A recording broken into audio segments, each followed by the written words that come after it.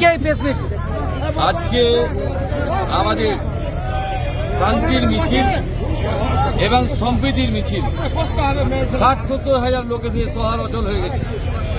আমাদের মাননীয় মুখ্যমন্ত্রী ওষুধের দামের বিরোধিতা করেছেন এবং আমরা সুপ্রিম কোর্টের বিচারপতিকে সম্মান করি, কিন্তু আমরা রায়ে খুশি নয়। কেন? আজকে ছেলে মেয়ে 26,000 চাকরি চলে গেছে।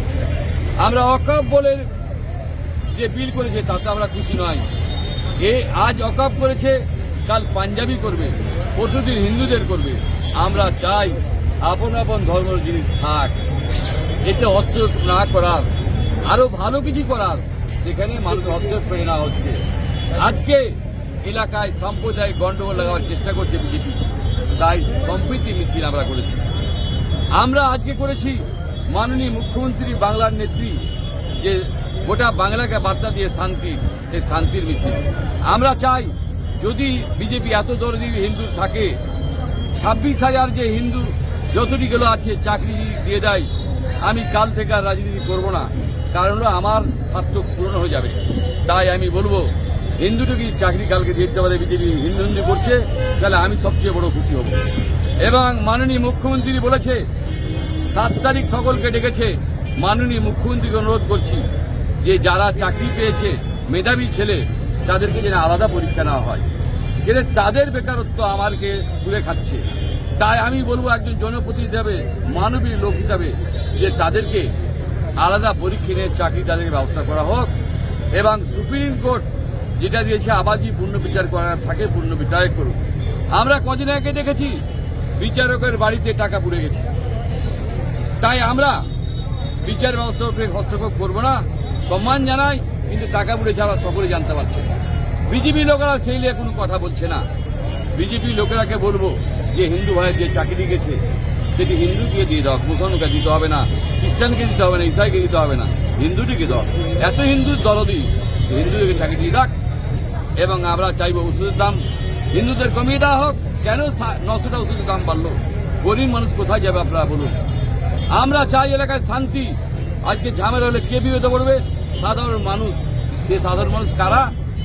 যে খেটে খাওয়া মানুষ, তার দেখে হবে, যে পালিয়ে বেড়াবে, সে মারপিট করবে, সে হসপিটালে থাকবে, সেটা আমরা চাই না। সেই কারণে 60-70 হাজার লোক আজকে এসেছে শান্তির জন্য, শান্তির বাতাবরণ তৈরি করেছে। আমরা চাইব মাননীয় মুখ্যমন্ত্রীর আদর্শকে আদর্শ নিয়ে বাংলার সম্প্রীতিকে বজায় রাখতে আমরা এই মিছিল করেছি এবং সকল বিজেপির নেতাদের বিরুদ্ধে করছি।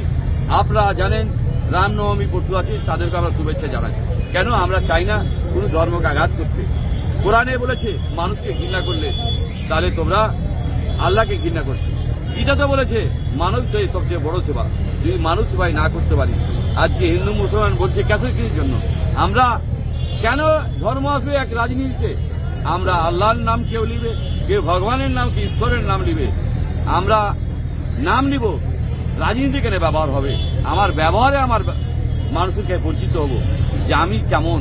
তাই আমরা যখন জনতার দরবার চালাই তখন কিন্তু দেখি না কে বিজেপি, কে হিন্দু, কে মুসলমান, কে কংগ্রেস, কে তৃণমূল। আমরা সকলকে সাহায্য করি। মাননীয় মুখ্যমন্ত্রী যখন লক্ষ্মী ভাণ্ডার দেয়, কোনো মানুষকে দেখে বিচার করা যায় না, গরিব মানুষ তারাই পায়। মাননীয় মুখ্যমন্ত্রী স্বাস্থ্য সাথী কার্ড দিয়েছে, কাউকে বিচার করা যায়নি, যেটা গরিব মানুষ পাবে তাকেই দিচ্ছে। মাননীয় মুখ্যমন্ত্রীর উপস্থিতি দেখা দেয় না। মাননীয় মুখ্যমন্ত্রী বাংলার নেত্রী রাস্তাঘাট তৈরি করছি, বিজেপি কংগ্রেস বেচা দেয় না, উনি সকলের মানুষের কাজ করেন। তাই আমি যেই আমাদের দলের থাকলে দলের বিরুদ্ধে আমরা বলবো, কারণ আমরা খারাপ কাজকে ঘৃণা করি। পার্থ চ্যাটার্জি এই জেলে আছে, তাকে আমরা সবসময় ঘৃণা করি, আজও করি।